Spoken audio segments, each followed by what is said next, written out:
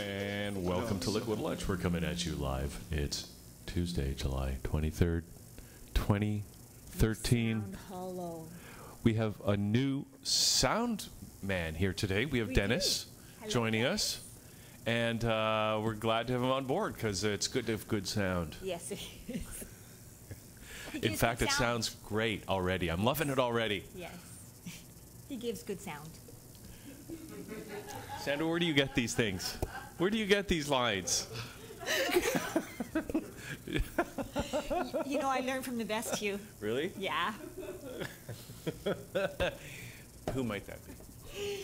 Oh, let's see, these little clouds pop up. Okay, we're going to have these little cloud pop-ups, and they're going to have names.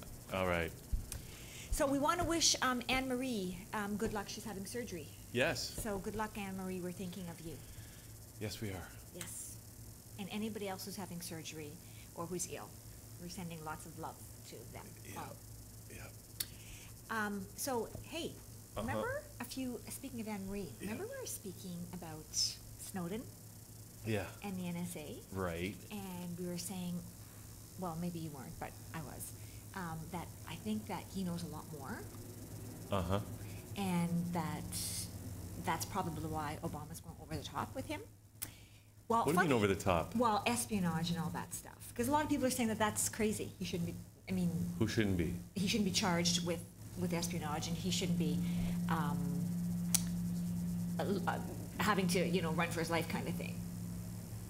A lot of people are saying the government's overreacting with this. You haven't heard that? Yeah, I've been following this story. Okay, so then, I don't know if you've heard, but remember we were saying stuff, I was saying stuff that, you know, I think Edward Snowden knows a lot more than he's telling, that he might know stuff about. I know it's very echoey, and I think it's very appropriate, because I thought he might know stuff about ETs and stuff like that. Well, that's starting to come out now. Really? Yes. The ETs? Well, no, chemtrails. Chemtrails and working with government, and I believe there's some information about working with extraterrestrials. From Snowden. I don't know how true it is. They're saying Snowden. Okay, do you believe in these extraterrestrials? Well, I think, you know what? Let me just put it this way. I believe these extraterrestrials more than I believe the government. Because they're all over. You see them walking down the street. In fact. What, the ETs? Yeah. There's 3 different kinds. What kinds? Okay. Well, the type 2 ETs you see all the time. Okay, so is this what Michio Kaku talks about? Okay, that's a very well-known physicist. I know who Michio Kaku. I'm not a big fan. Oh, okay. Just saying. Okay. Okay. Not a big fan. No. Wow. Okay, no, so wait a second. He's. Go ahead. Anyway. No, go ahead. Oh, he's just like, you know, he's become such a kind of cliche talking head. Oh. Michio Kaku. Okay, but he does talk about type 1, type 2, and those kinds of things, correct? Of the aliens? Yes. There's 3 types. Okay, and so what does he... And that's from him, though, right? That you're talking about? No, I got it in that book. What book? Aliens on Earth. Oh, I thought that was a TV show. It will be. Oh. I just want to know who's starring in it. No, seriously. You could play a type 2 alien. What is a type 2 alien? They look humanoid. Are they good? They look One German. never knows. They look German. I look German. You could pass for German. Okay. I'll be a type 2 alien. I'm not a type 2. What's a type 2 personality? Is that the real hyper one? No. Type 2, no, there's type 2 diabetes. Okay. Oh, there's type A and type B personality? Right. Oh. What type are you?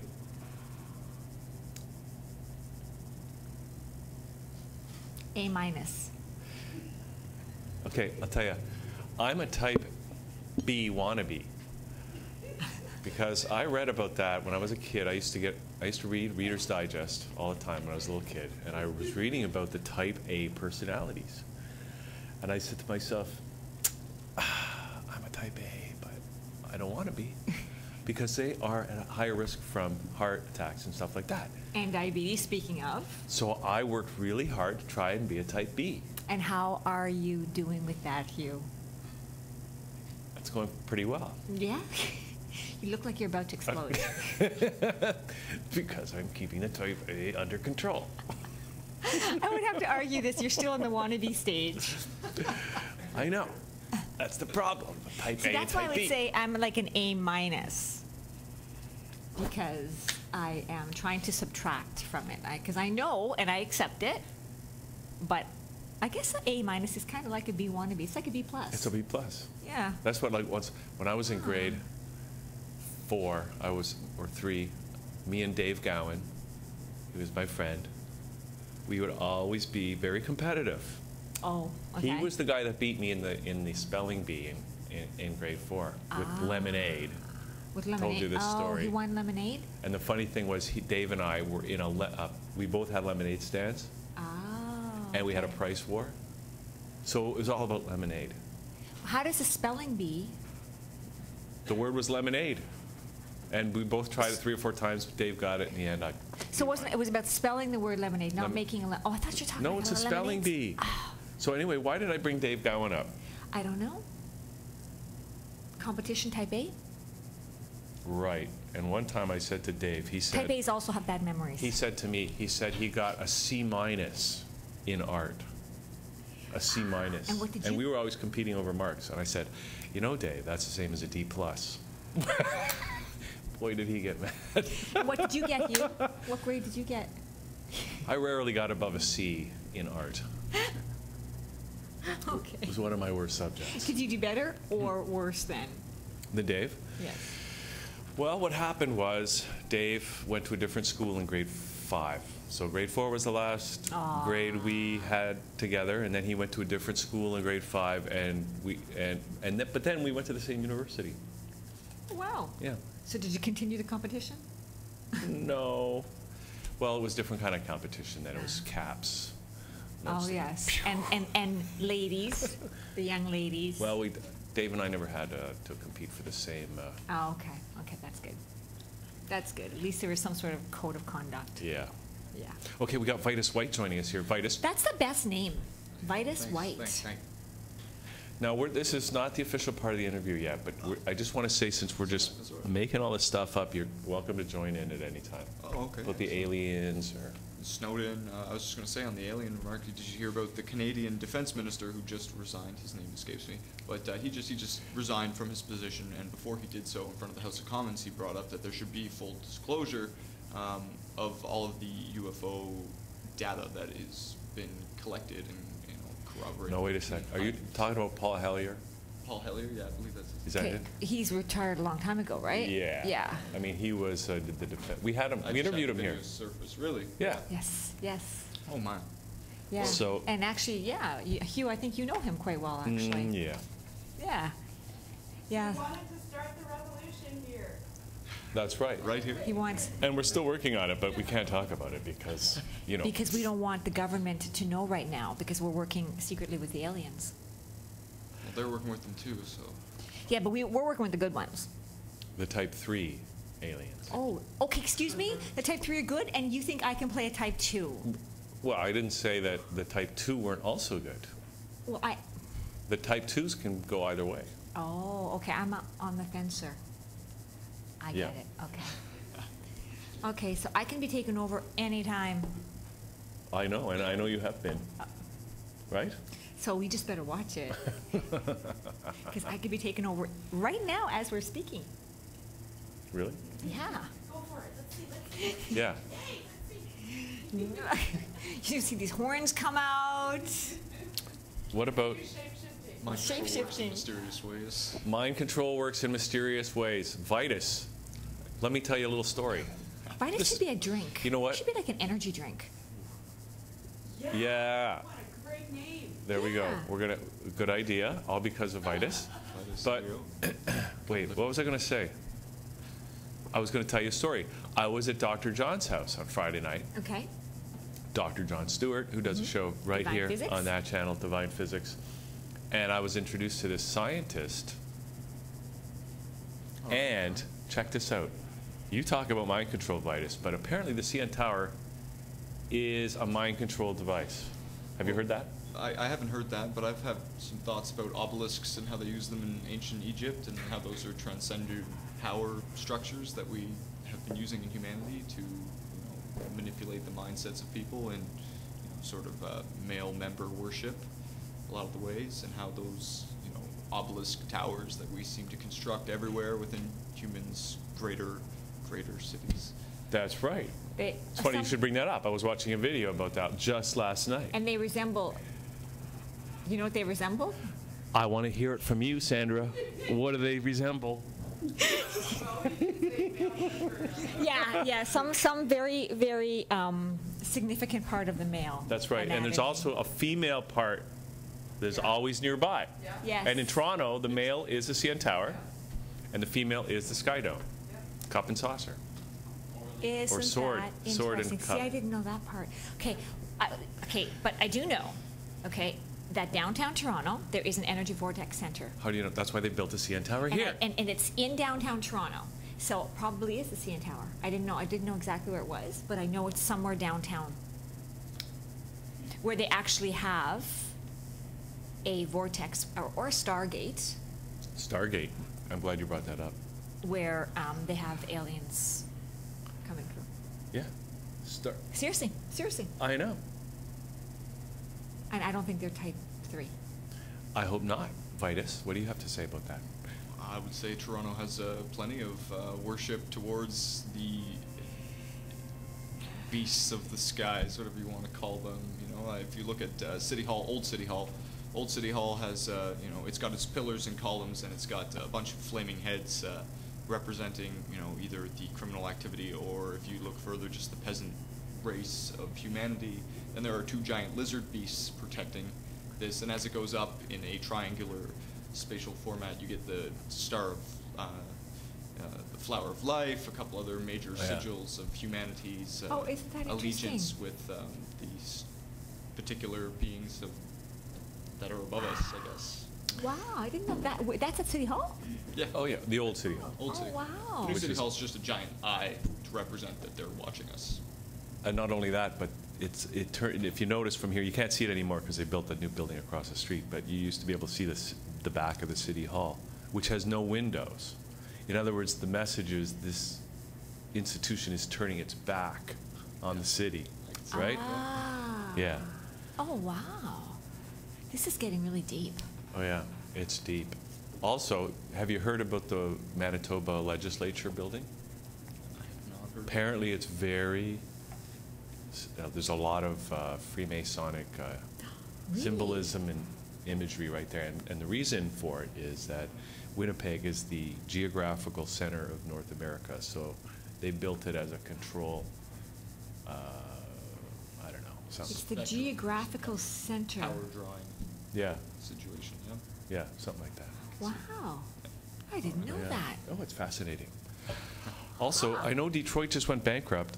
Yeah, okay. Can we talk a little bit really- about that? What the heck is that all about? Well, Okay, does that mean the rest of the states is like slowly going to, the dominoes are gonna start to fall? not necessarily. Vitus, what do you think? Vitus is a musician I- slash analyst. Yeah, I've been watching, how everything's kind of collided. I try to bring it a lot into, Collapsing too. bring it into my music. Yeah. One of the songs I wrote on my first album, I would say that it would be my single from that, is called Folk Song, and I sort of mentioned in the chorus, they take all your money and they give it to the factories, and the factories pack up and leave, and they leave us with nothing, and then they try to establish that this is freedom. It's kind of the point of the song. And that's exactly what happened in Detroit. They tried to stimulate their economy, and all they did was give more money to people who don't necessarily care about Detroit, and those people just ended up fueling a little bit more of the economy for the richer few, even above them, who moved the factories overseas because it's cheaper. So what happens to what happens there now? Well, What does that mean when you go bankrupt? I mean, I know what it means when a person personally goes bankrupt, but what is that? Do people still have their jobs? They're going to start selling art from their museum. Apparently, that was one of the big things that was being spoken about. Was they have a very large museum down in Detroit, and they're going to start selling off all of their artwork to other other institutions, I suppose. It's owned by the city, but Yeah. that means the people own it, though the city is just an affiliate for the monetary, So, situation. okay, so speaking of monetary, why don't they come up with their own money system? Yeah, they should. Bitcoin. You know Bitcoin? Yeah, we know Bitcoin. But Bitcoin's for everybody, so. Well, but I mean, and I'm not sure Bitcoin is, I'm in this alternative currency, I've been in that world for a long time. So I'm not totally sold on Bitcoin. I don't quite totally understand Bitcoin. I find it a little bit weird that you can build a special computer and then it becomes a Bitcoin miner to create coins out of, to me, currency has to be backed up by something substantial. Not gold, but something like, Bitcoin's kind of information processing, so the more Yeah. information that is garnered by humanity, the more income is sort of established, and as you bring in, like as you make these connections, they pay you money basically to make these connections. So Yeah. the worth is that you're making connections between information. I believe that's how it works. Why can't we just, that sounds like so complicated to me. Why can't we just say, Gold standard. everybody has enough money that, all that they need to live, all the time? can't do that. Why? Well, historically, you couldn't do it because there was a shortage of what people needed. Really? Yeah. Or was that what they wanted us to believe? Well, if the crops failed, there's a shortage. Okay, on purpose or naturally did the crops fail? Well, sometimes they fail naturally. Really? Yeah. I would argue with that. Well, you can argue all you want. All these crashes, stock market I'm just talking about crashes. historically, like in the Again, how do you 1500s. know? Okay, but how in do you know? 535. Were you there, Hugh? Were you there? I Or saw, did you just read about it? I saw it on YouTube. Oh, then that takes you there. It's as good as it must be true. So why don't we start up our own bank, like a credit union, and why don't we start up our own company, second company, that prints money? Yeah, exactly. That's what I've been wanting to do for a long time. So let's do it. And let's do Brazil in it. the Let's. Brazil? Brazil right now is in major turmoil. I have a good friend whose father told him about, this is secondhand knowledge, just about what happened, particularly when they started raising prices on food. People just decided that, no, this is our food and we're just going to take it. And they just would go into supermarkets as a group and take all of the food. And they would try to stop them, but there's no point. And you're dealing with communities basically taking back something they need It's to like live. the Occupy. Well, you can't do that for too long because then the people who are producing the food aren't going to get paid, Okay, and then they're not wait going a to second. produce But wait the a food, second. right? Okay, Down but the line, this down is the how the Yeah. system breaks down. Because wait a second, you charge more for the food, but is the planet, is the water, like, is the rain saying, okay, look, we're charging you, so No, you the better pay thing- us more now? Is the sun charging us? Is the sun eating the moon? Is the property? Who says they own that? Like, I really, we don't. Nobody owns anything. We can't. Everything should be private property. Oh, come on. Only when someone you don't owns even Lake own Ontario. your own body, for God's sake. How could you possibly think you own anything? I sold it.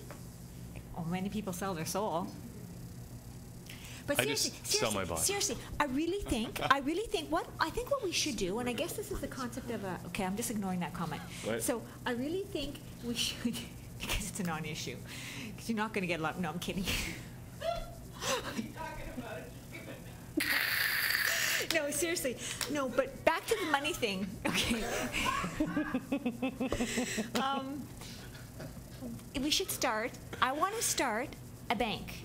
Okay. I do too. And then we start a company that prints money Yeah. that supplies to the bank. So here's the thing, okay? Hello? So if I start it, okay, so I own it, okay? So now, Hugh, if you want to come into this business with me, Yeah. now we own it half and half, okay? So Vitus, if you want to come in with me, now we own it 3 ways. And so everybody who wants to come in owns it that many ways, okay? And so then if you need to take out a loan, okay, we print the money. We have the printing house that prints out the money and supplies it, because that's all chartered banks do. When you go to get a mortgage, they create the money right then and there. I know. So why can't we do the same Yeah, thing? we If this can. is really a free country, why don't we do this? We will. Okay, so let's take that channel and let's Yeah. do a documentary on this. Okay. Seriously, let's do it. Because why should the Queen have her picture on money? And why is the big Why don't you have your kerfuffle picture about- on money? I don't really want my picture on money. I think you do. People would be tearing it up. Enbridge, crown but seriously- corporations is something I've always been interested in talking about because we're supposed to be a sovereign nation, and yet a lot of our main infrastructure is still owned by the royal family. They own our energy. Enbridge is Do they a really? corporation. Yeah, they make money off of that.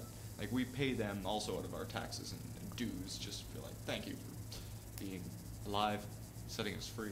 But Yeah. whatever that means, I don't think That's that's it. quite the So same. really, so. seriously, how would we go Seems- about starting up a business that prints money? I have the plan.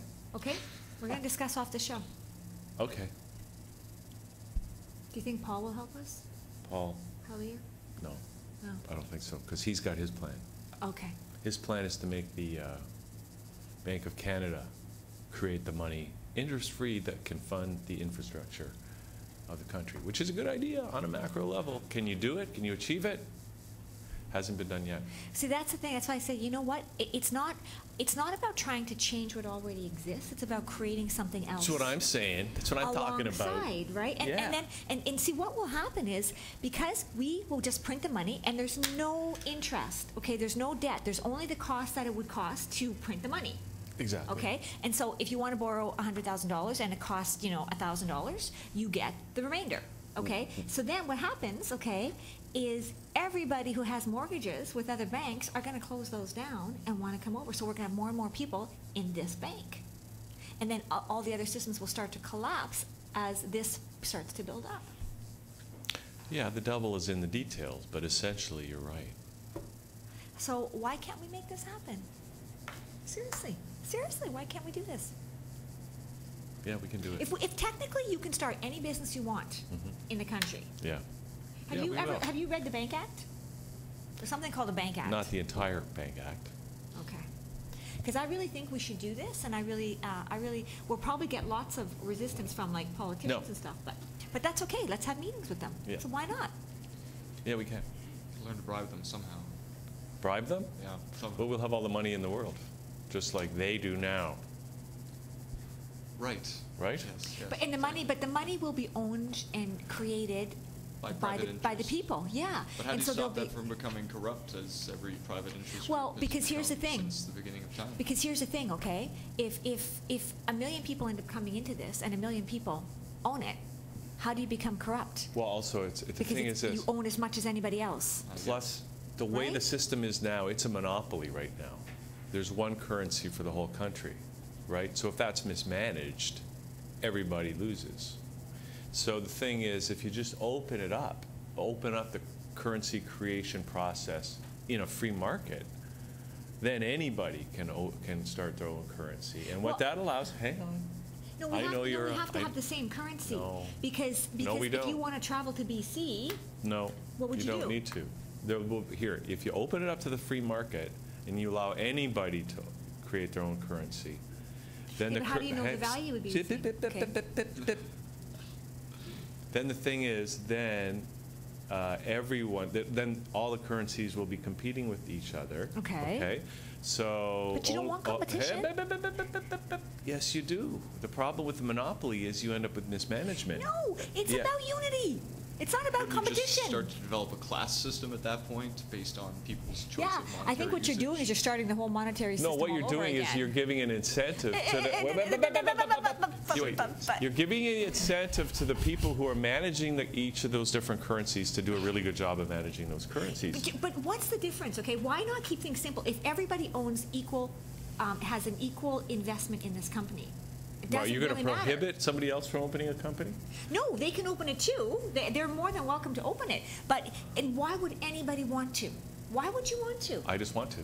Okay, then you're Because welcome I will to. because Then- I want to do a better job of managing my currency than I know that you can.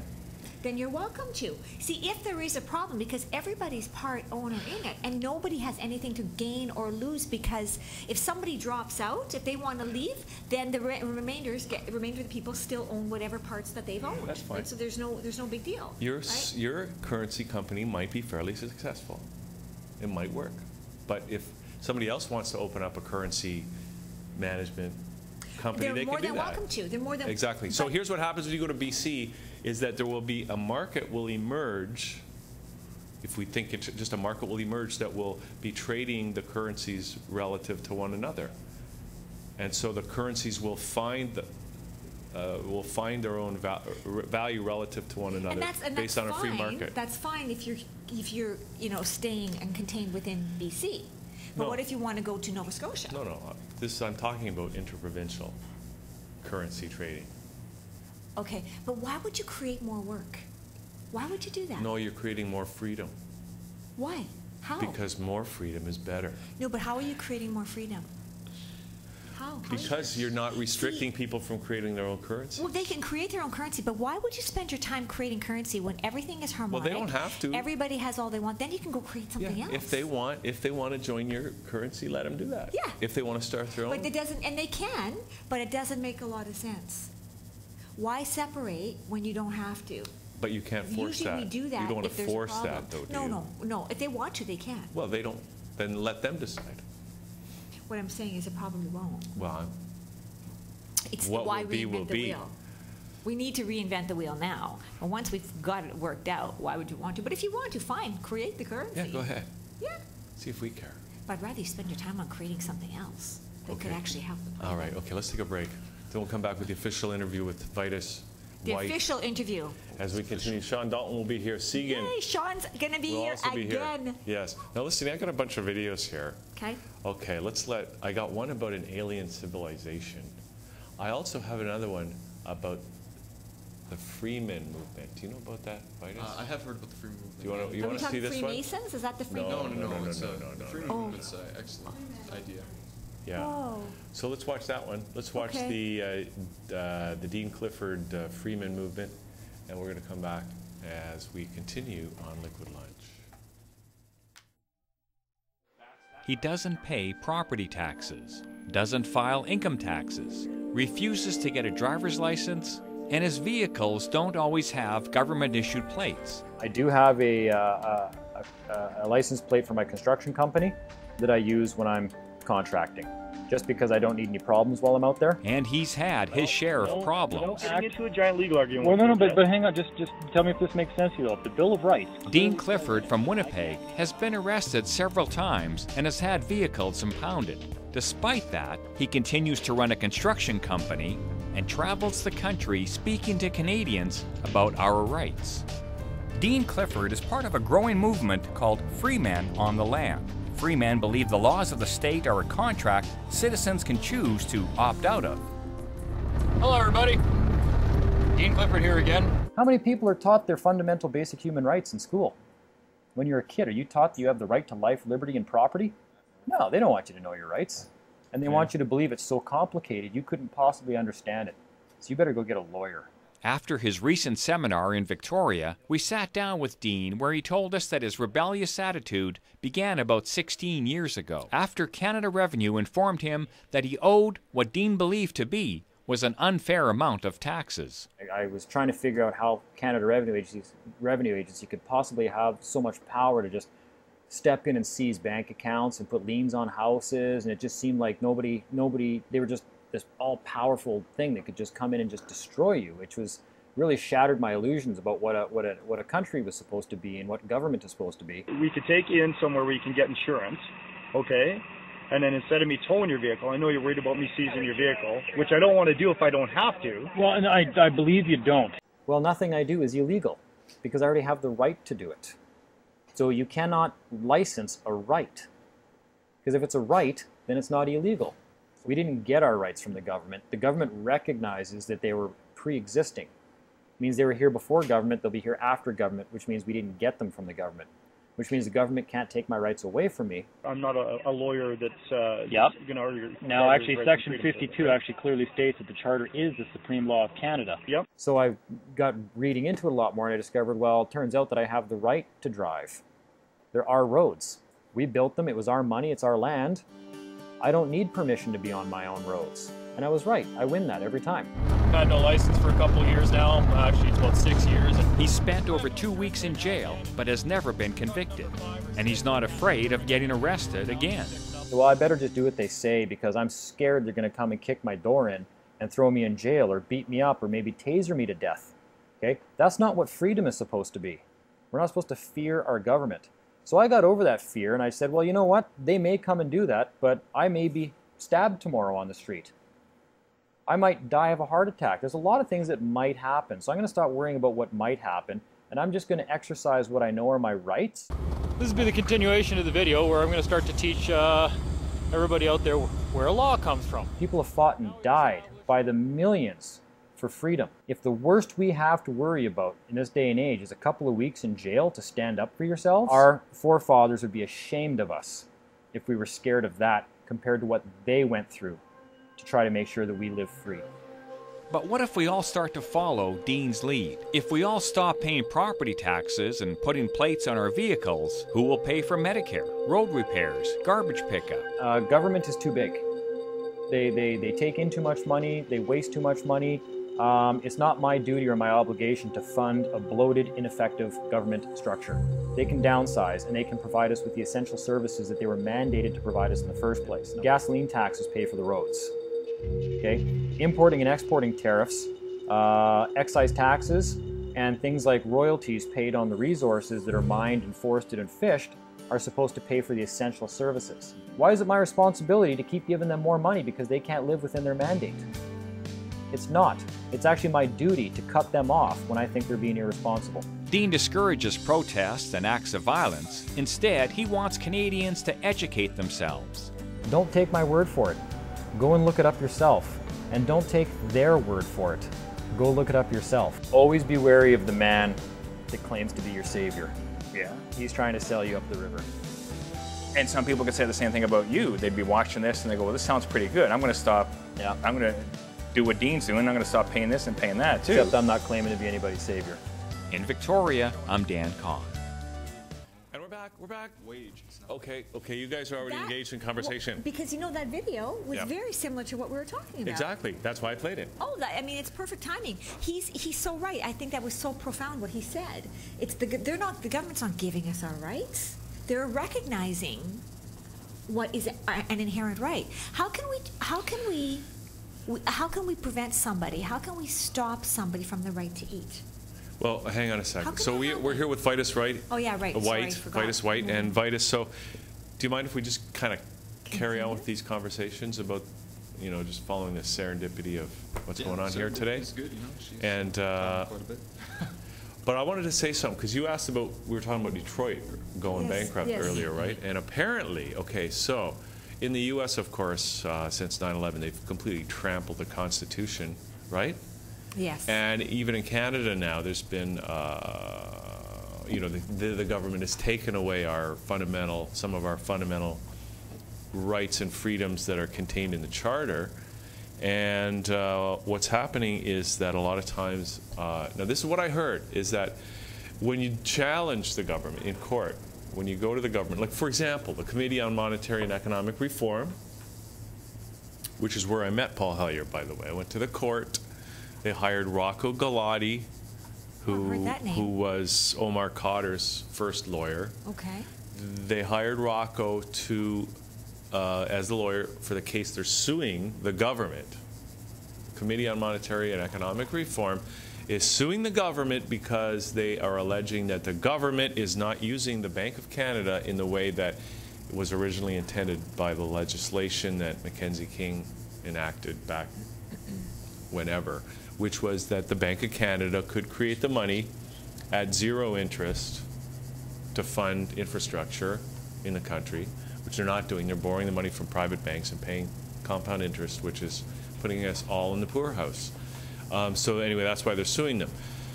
The point I'm trying to make is this is a constitutional thing. It's like the legislation is clear, pretty clear what the legislation gives the mandate for the Bank of Canada. But what I have heard is that because Detroit just went bankrupt, but the United States went bankrupt, and maybe so did Canada. When? In the Depression.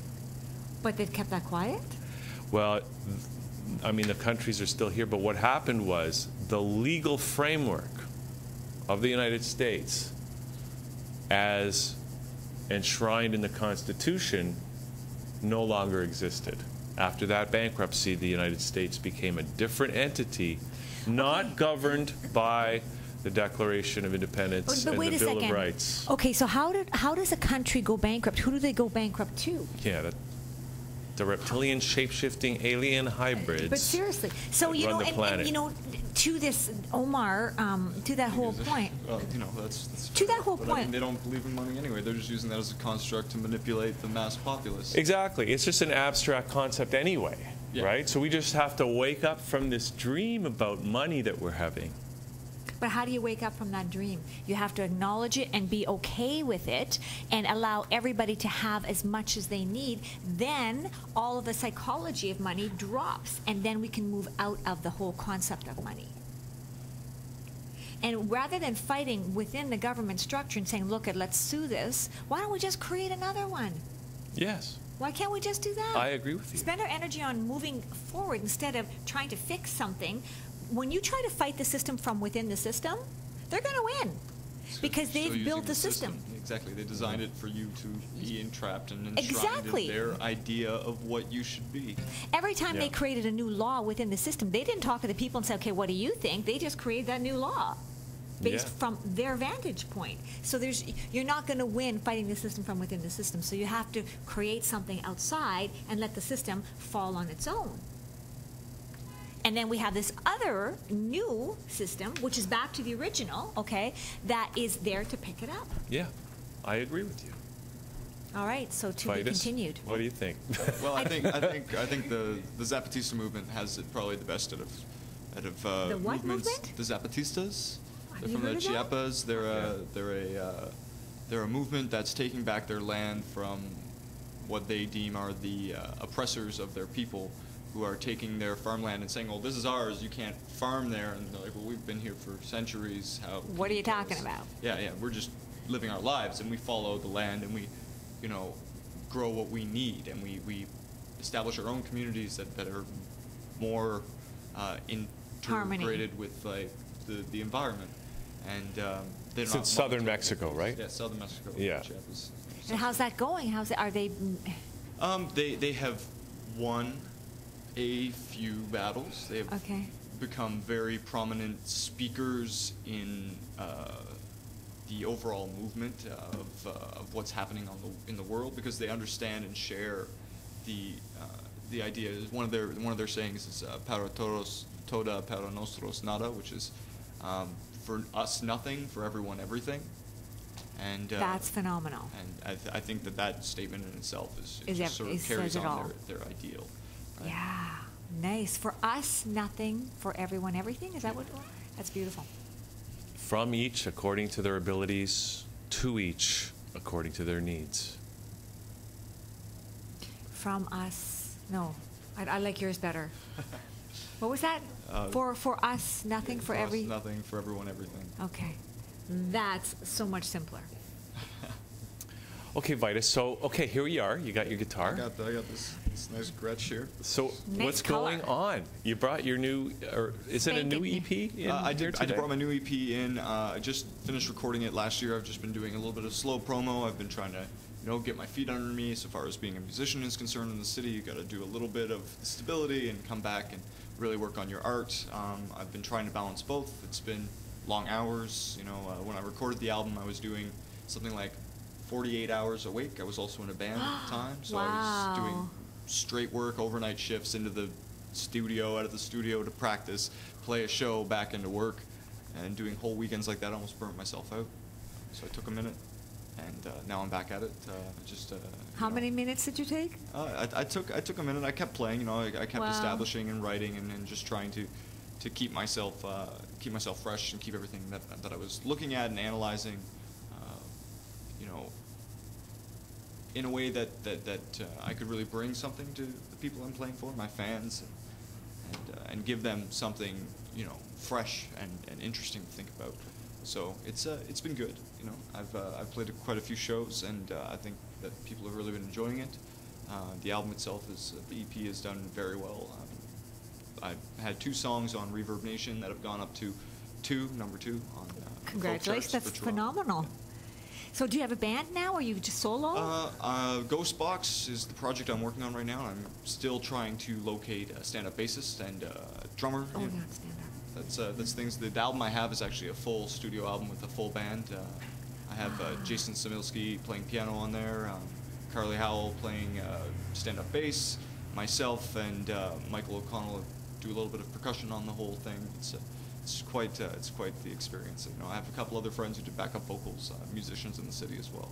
So it was a blast to record, and I can't wait to get back into a studio. So Do you have more material to work on? I have 12 songs written that I'm ready to go in on. Wow. Okay. So you're quite a prolific songwriter. Yeah, I guess you could say that. Do you write by yourself, Vitus, or do you have a collaborator?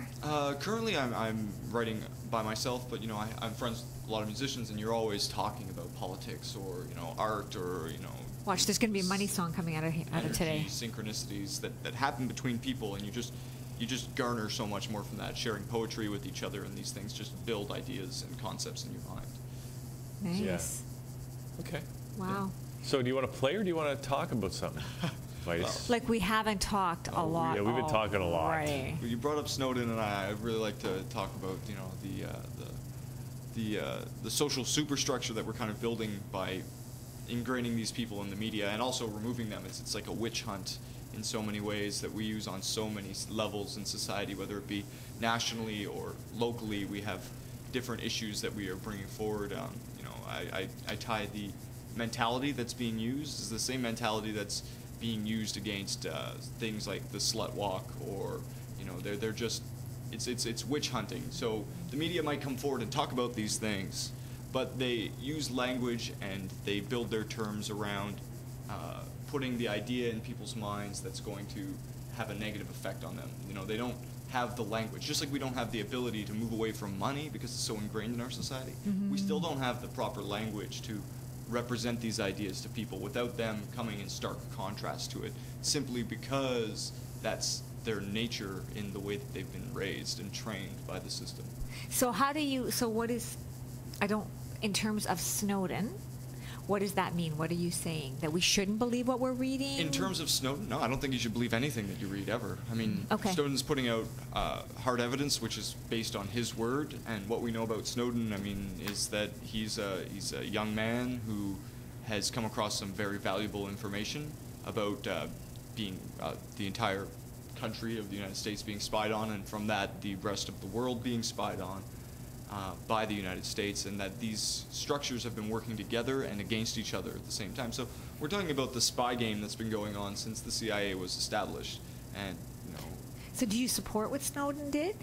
Do I support him coming out and stating the obvious that's been sort of put into the mainstream media? Yeah, because I think it opens the conversation. I think that's one of the most important things that happens, is it does open the conversation to a lot more of an interpretation by the public, but at the same time, the backlash that comes from the many sheep who will just see him as a traitor or as this is espionage, when really they don't understand the effect that it's going to have on the country, as a whole.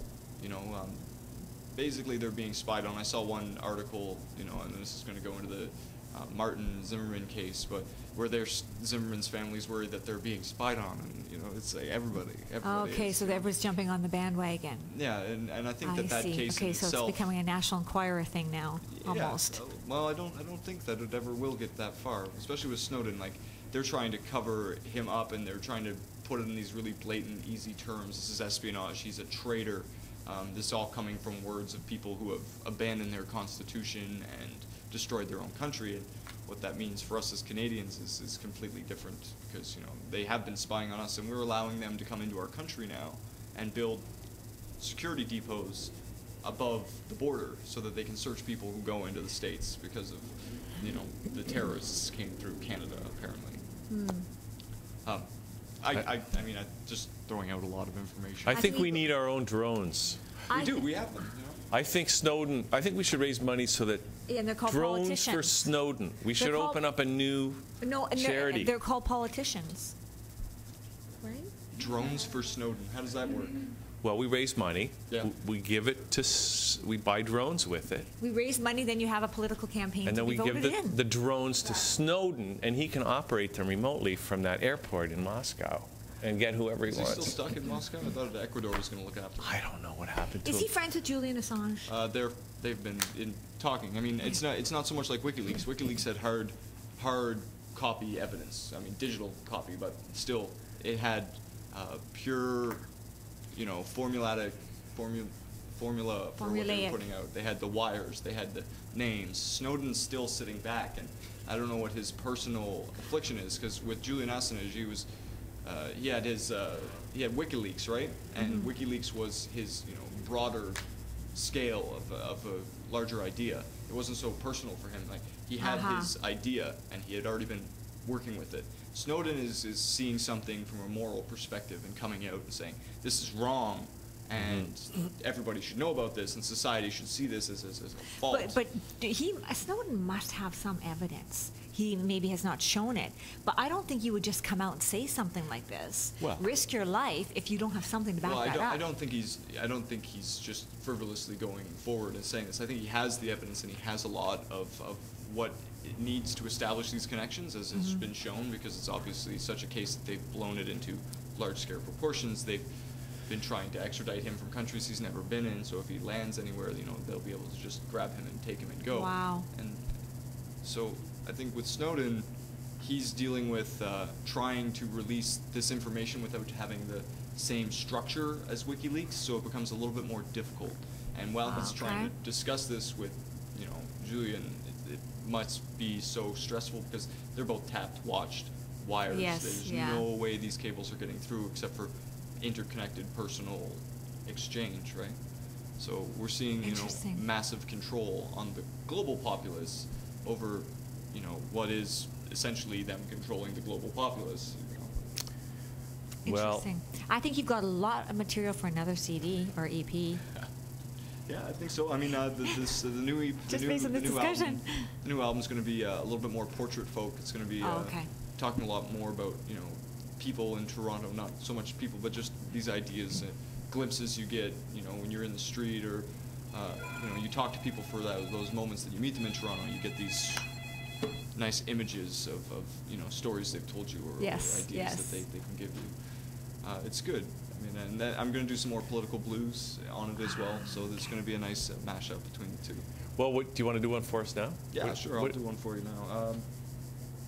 This song is it's called Barefoot Luke.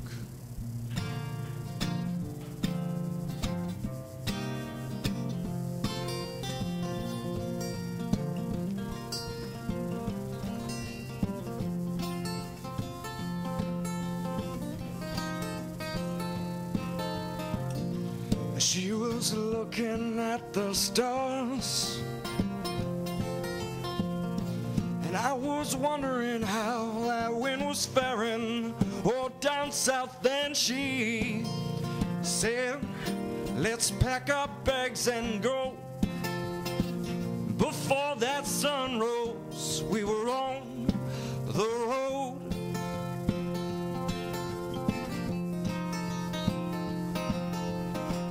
And we stopped the cops from ruining all their parade. We blocked them off, and they took us all away. Locked us up for 3 days. And when we escaped, each knew where they were going. We followed our own paths. And there at the front of the room stood a man with a gun slung across his shoulder, nothing showing but a pipe bow in his hand. And he said, you know, these may win the battles, but they'll never win the war. Well, that's what we're here. Oh, that's what we're here for. And we bombed the nearest military base with nothing but our dreams written on paper, aeroplanes, and we were singing, oh, singing as one. Para todos, para nosotros, nada. Para todos, todo. nosotros nada, oh nada. And there at the front of the room stood a man with a gun slung across his shoulder, nothing showing but the pipe bow in his hand. And he said these may win the battle, but they'll never win the war. Well, that's what we're here for.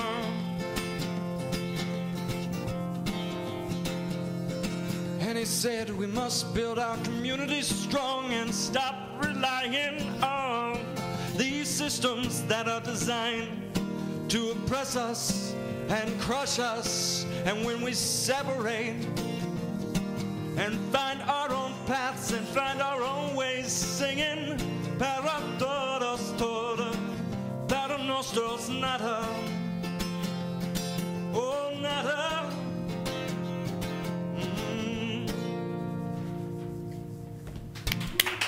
Nice.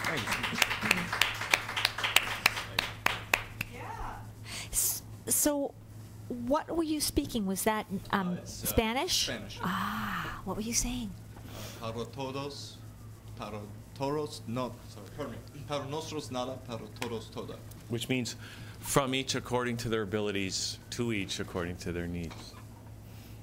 I don't think so. Not based on the rest of the lyrics in the song. For us, nothing. For everyone, everything. Aha! I knew that. At least Wow. in the simple Spanish translation. That is very cool that you were. Did you speak Spanish? I have a few friends. I myself do not speak Spanish. I lived with a few separate people who spoke Spanish, Mexico, Spain. I had a good friend studied as well, so we did a little bit of speaking, but never too much. And so they told you those words? I had a friend. The song is about a good person I met at the Occupy movement. His name was Luke, and he sort of shared this story with me about how they went down south with him and his girlfriend and a couple of their friends, and ended up stopping the police from crushing this Zapatista parade that was going through the city to spread the word about what they're doing. And they were arrested, as the song sort of tells, and he goes and finds Camaros Marcos at the front of this room, and that's sort of their their chant. Their mantra. They speak together when they decide to take down. There's more power in unity of one idea than there is in individual action as a whole. So how can they do that? How can those guys get their act together in terms of uniting and acting in their own best Because they don't interest? create different currencies. They come up with one currency. For us, nothing. For everyone, everything. Right? That's fine. Because they say, united we stand, divided we fall. Seriously. Basically. Essentially, yeah. But I think it's more of a giving movement. You know, they're more looking at things from the idea that if we give back to society as a whole, then we keep nothing for ourselves, but everybody has everything. Right. So it's making sure that the people are taken care of, and that in itself makes sure that you are taken care of. Well, because you are one of the people. Exactly. You're one of the people. You're not out of the people, right? So you belong within. So that's the whole point. That's how they do it. But have they met with any violence or anything? Met with any violence or anything like that? They carry weapons because they've had to fight the Mexican army. They've had to fight the militia groups that protect things like the Blackwater, not Blackwater. That was the exploding pier BP oil spill. Oh, okay. Black. I'm trying to think. It's a Canadian mining group that they send down, and then they hire mercenaries to protect their mining operations. And there's a lot of resistance to those things because they use up all of their water resources and these sort of things, and basically crush communities because they infiltrate. Well, they take over, intercept all of their resources for their own mining purposes, and that's one thing that Canada does. And the government of the country allows them to do that? Here? No, the countries that they go into to mine. Yeah, of course. They allow them. It's money for them too, and as a politician, you don't want to go the way of Detroit, I suppose. As a so politician. how come we can't do that here, Vitus? Why? Like up here we got. We can't have guns. It seems like we can't. What? We can have guns. Huh? We can have registered weapons. Yeah. We don't even have to register them. They got rid of the long gun registry. Thank goodness. A long gun, is that a rifle? Yeah, Why do they call a rifle a long gun? because it's long and it's a gun. Okay, as opposed to a short gun. As opposed to a handgun, Or a sawed-off shotgun, which you don't have to register. I just think you know too much, There's about this- guns. The sawed-off shotgun registry. Didn't have that. I wasn't aware of that. I don't know. Fill that out real I don't know. So okay, so to your point though, so how do they succeed? Is it because they are armed and dangerous, or It's not through the violence? It's through their ideology. It's through their oneness with the land that they've been working for years. These are indigenous people of Mexico who are, fighting back against their oppressors, who are continuously walking over treaties and stepping over these boundaries. In this country, in Canada, and what I've seen and what I find is that we have a real stigma against both activists, and most of the activists have a real problem with moving in true action. I think a lot of it requires breaking away from our own social structures that we've developed in society, which have become these mentalities that if you do deviate from them, you're losing a lot of your audience, right? You're losing a lot of the people you're speaking to, because they will not even, it becomes very difficult for a willingness to move forward when you're asking people to disrupt their lives. It's going to take. But you know what? It sounds to me like that happened in Canada. It sounds to me like, because a lot of the natives were taken away from their reserves. They were literally, I know some who were forced into Catholic communities. Yeah. So that sounds to me exactly like what you're saying. And how did they avoid that? Government actually went to these reserves and ripped those kids away. They took them and put them into their own, system, saying under the guise that they were integrating them into, and into the mainstream. Meanwhile, they've had all these kinds of issues. Thought camps, essentially. Just trying to think So how come? And they have one with the land philosophy. So how come they weren't able to counter that? They are, and the indigenous movement in this country is growing, and they're being met with more and more opposition from the police and from the local governments, because they are standing up and saying, well, your oil lines are invading our lands and they're spilling in our land, and it doesn't seem to be too much of an issue to these people. But things like Line 9, which cut right through indigenous land, there are people who are doing roadblocks and fighting. And there was a city in BC, a town in BC, where they actually ran the magistrate out, and that's now a native run. I had heard that mining companies were actually going to reserves and recruiting people to become, what do you call those people who study mining? There's a term, not archaeologist, not gemologist, or geologist, yes, thank you. And so they were trying to recruit them into educating and becoming geologists, so that as a way to get into their, to infiltrate them and to move into their ground. Had you heard about that? They've actually been funding and trying to recruit them. Well, and that's like the positive negative. It's like, oh, we're giving them education, so they turn around to the public and say, well, we're educating these people, and in the end, it's like you're educating them, that oil is good, whether that be the case or not. Yeah. So I haven't myself heard of that. I'll have to look into it. That's just more evidence of the tyranny of money. Exactly, and that's the other side of it, is Yes. they do bribe a lot, too. They do pay Yes. off. Yeah. Yes. Certain people do accept money for other situations than, So their mantra is, for us everything, for everyone nothing. well, that's essentially where we live in now, right? So. Yeah. Okay, Vitus, we don't have a lot of time left. I know we were having so much fun, and we were like, we could talk all day Amazing about these stuff. Do discussions. you want to do one more song for us, though? Yeah, for sure. This one's going to be French? No, I'm kidding. No, I do have a French song on the EP though. Oh. There is a chorus that I have written in French. So Good for if you you. ever get the chance to check out the EP, you can check me out online. I have a lot of my songs up there. This is another new song off the album that's going into the studio real soon.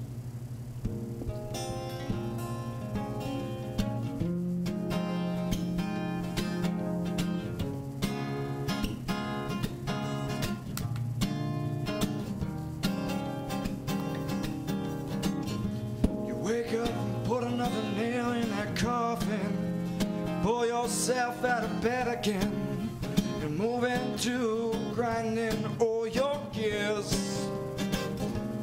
Daylight breaks and find yourself between these lies. You're just holding on so you can find a place to rest your head. And she's stealing all the sunsets on days like these. And I guess this park bench will have to be my bar tonight.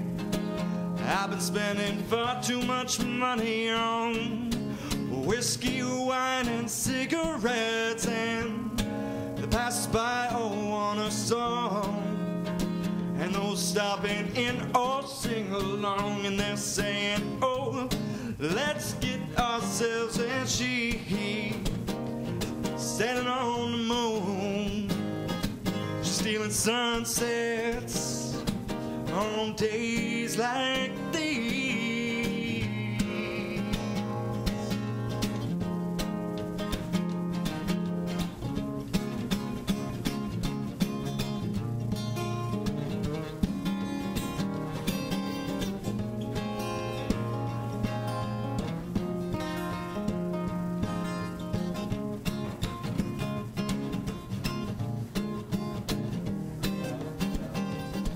And she's waiting on the moon to steal sunsets on days like these.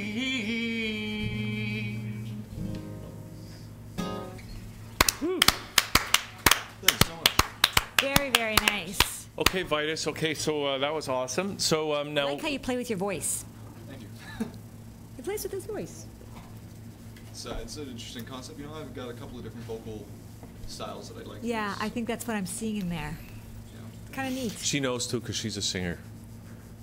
And I'm hearing a lot of different singers. in Okay, there, Vitus, in your voice. so we kind of got to wrap it up, but we want to tell people, first of all, you got any gigs coming up in Toronto that people can check you out at? Yeah, I have 2 gigs coming up back to back at On Cue Billiards, which is on Jane, I believe. It's all on my website. On Cue Billiards, it's July 10th and July 17th. You mean August? August, yeah, that's what I mean. Yeah. Oh, jeez, time's flying. I know what you mean. Time's just flying. It's in August 10th and August 17th. On Cue Billiards, and you can check me out online for any new updates at reverbnation.com/Vitus Wight. White is W-I-G-H-T. Yes. reverbnation.com/Vitus Wight. Yeah. Right? And do you have another website? I have my Twitter right now, and there's a Facebook that you can get on and check out what's going on as well. And currently in development processes, trying to get myself up. And all right. And on that front. any final words you want to leave us with? Final thoughts? Vitus? I wish we could keep going on. Yeah. You know, just keep your ears open and question everything, and never trust one media source, and never trust the other media source to check either. Just question everything. Trust your heart.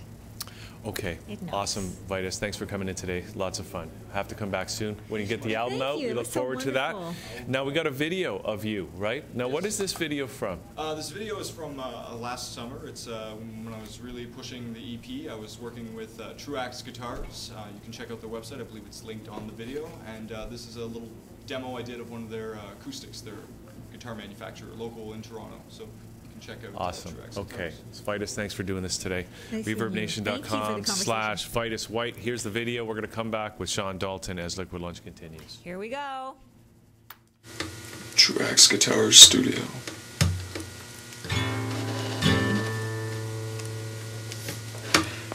Vitus Wight, this is off Ghost Box 2.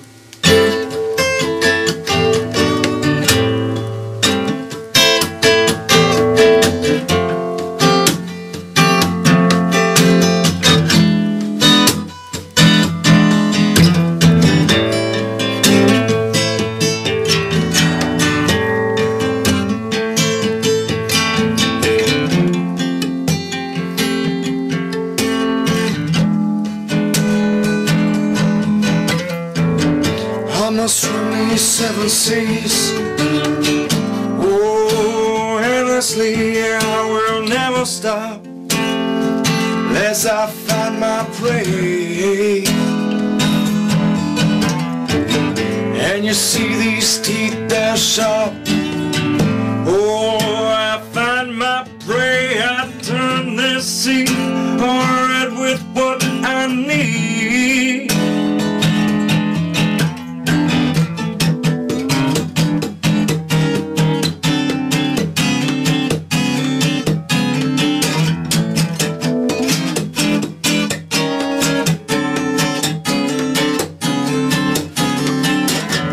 And you sit so silently. Yeah, you got no need to breathe. You just move on with those eddies that are moving you. And you slowly degrade. Yeah, you'll evaporate and you'll disintegrate into the sea. We'll set you.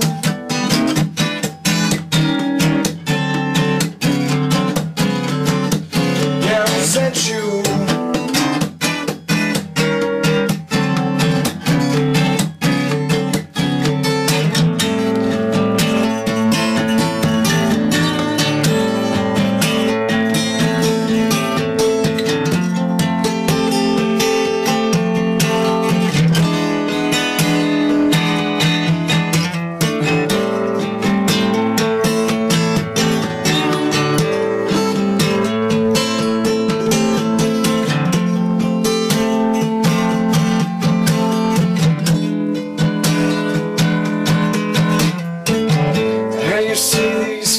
They're sharp.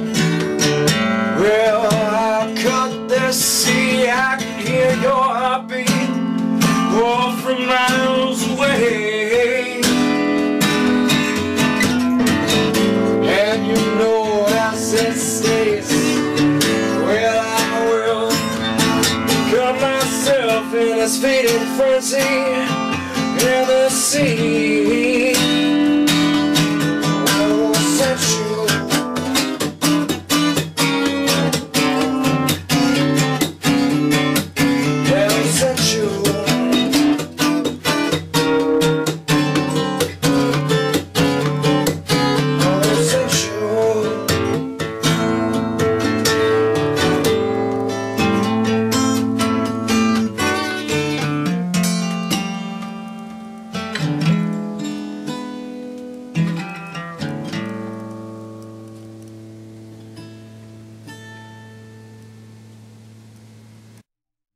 Mr. Prime Minister, when you came to power, you promised accountability, transparency, and clean ethics.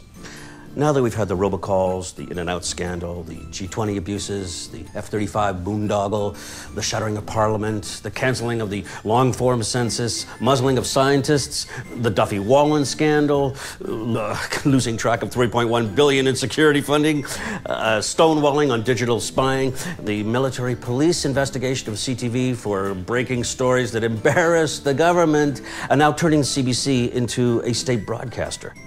How do you respond to that?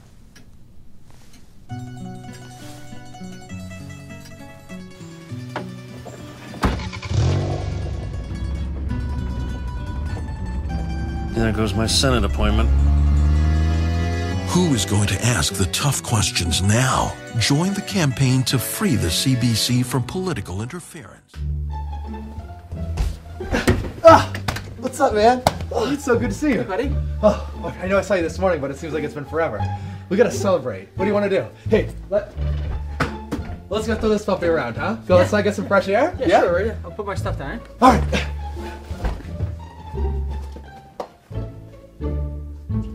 What's up, Jimmy?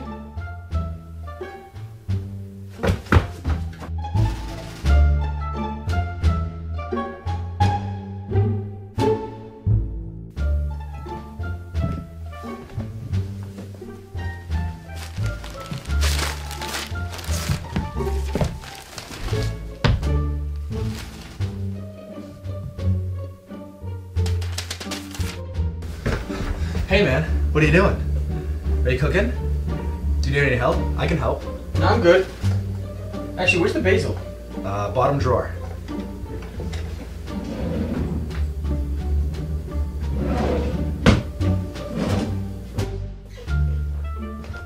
What is this? I'm so sorry. I don't even deserve to be here. I'll just go get paper towels and clean it up and leave.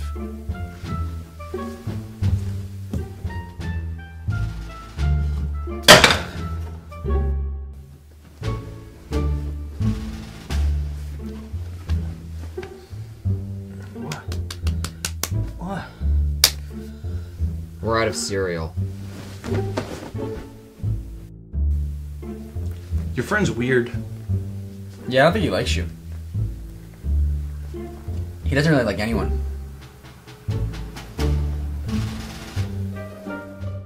Oh. What's up with you? Jimmy, no. No.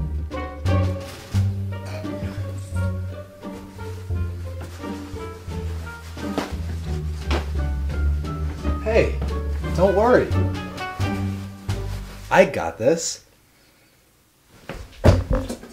That's a good boy.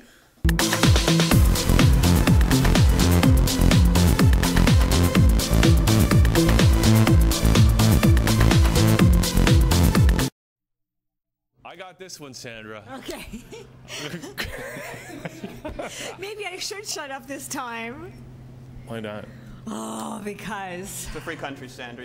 Your opinion is very welcome, even if it's controversial. I know mine's going to be controversial. You know, it's a good thing you didn't tell me Shawn was on the show today, because I would have brought my, you know, those punchy things. Hey, I got a laser pointer. Everyone's out to get me. It hasn't even started. Okay, no. Okay, Shawn Dalton is here, back on the show. You anyway. And it's part 4 of. Shawn is Mr. Political passion. Canada's Broken Mosaic, the literary critics of multiculturalism. And Shawn, where are we? Come on, let's go. Let's get right into it. This is part 4. The Northern Mangus, Pierre Trudeau and the Canadians, was released by Richard Gwynne in 1981.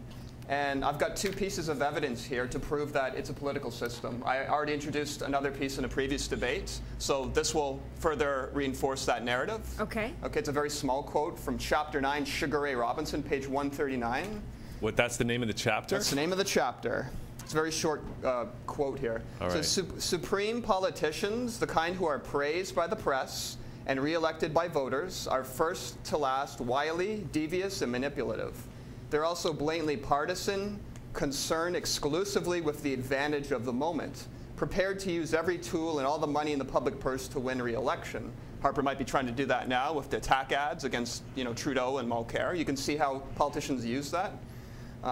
Trudeau, the rationalist supreme, did all these things. With a flick of the magician's wand, Trudeau's imperative post-1972 changed from doing what was right, rationally, to doing what was advantageous politically.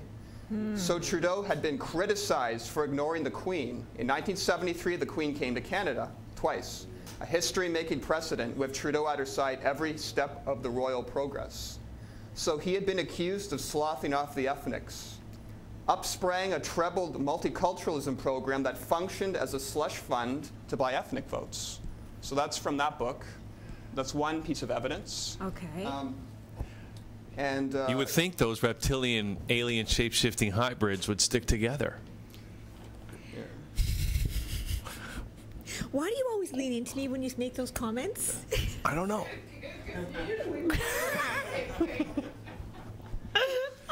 So the second piece of evidence is from a book. 1991, Zuhair Kazmari released The Gulf Within, Canadian Arabs, Racism in the Gulf War. And here's an excerpt from Chapter 12's The Crumbling Mosaic on page 126. Sorry, what year was this out? 1991. Okay. Yeah. Quote, multiculturalism became official Canadian policy as part of the Trudeau government's response to the challenge of Quebec. I think you mentioned that before, Hugh, in another debate. You said multiculturalism was because of Quebec's challenge, so Trudeau implemented. I think it was Trudeau's strategy to try to integrate the French Canada within a multiculturalism framework that would embrace. Right. I think he could have done it in an interculturalism policy. Well, Shawn, I like this intercultural idea that you have. So, because at least they would have focused on Canada instead of everyone else besides Canadians. The Trudeau policy to counter demands for Quebec's sovereignty was bilingualism, which remember only 8.5% of Canadians outside of Quebec speak French as a first language. 3 provinces are French-speaking provinces. Quebec, 79%. New Brunswick, 27%. And Ontario is the 3rd largest French-speaking province at 2.2%. Every other province and territory, according to 2011 census, is under half of 1%. Wow. And multiculturalism for all of Canada. Multiculturalism went several steps further than the American model of the melting pot, where all newcomers were blended together, a cultural imperialism of sorts. Canada decided to support immigrants in maintaining their culture. Cynics, however, labeled the concept a ploy by the Liberal government of Pierre Trudeau, which saw the ethnics as a massive vote bank that needed to be nurtured so that the voting Liberal became a family tradition. When Brian Mulroney, who was from Quebec too, Brian Mulroney, and the Tories assumed power in September 1984, they were no different. They decided to take multiculturalism several steps further and not only pass the Canadian Multiculturalism Act, which, by the way, Stephen Harper's been slashing funding to this act severely, severely so cutting. now he's bringing Dragon's Den in. He's bringing Dragon's Den in to evaluate 200 applications for an investor entrepreneur program, and if they get accepted, they'll be fast-tracked, but it's not going to be allowed for a restaurant. It's going to have to be a factory or a technology or a pharmaceutical product, so he's going to focus on high-growth industries, which is a good thing. We've already got enough restaurants. I feel very confident in that panel. Well, that's why it's a pilot project, because they're not sure if it's going to work or not, so they're just trying it. It's an experiment, I guess.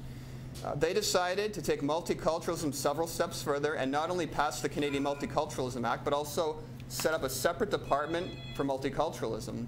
If Pierre Trudeau would be remembered for expounding on the multicultural mosaic, the Tories figured they should be remembered for enshrining it into law.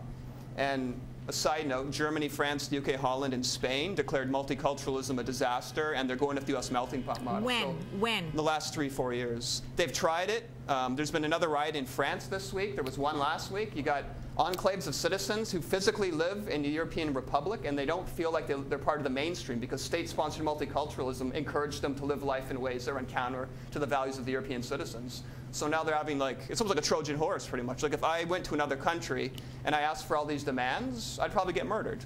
I wouldn't even ask for these demands as a citizen. I would learn the language, find out the way of life there, and try to join the rhythm of that culture and that society, because that's just what I was raised in a G8 nation. I think that's the proper thing to do. I could never imagine asking for my own school or my own language or, multiculturalism encourages these things. It encourages tribalism, it encourages segregation, it encourages you to celebrate the country where your parents came from instead of Canada. All of which plays into the hands of the global elites who are promoting globalization. Absolutely. It allows for corporations to have cheap labor. They used to call it clearing the decks, and they would only used to be able to do that after 20 years. Now they can do it after 2 because they flooded the country with people, and instead of paying you $14 an hour, they'll pay someone else $11 to do the same job.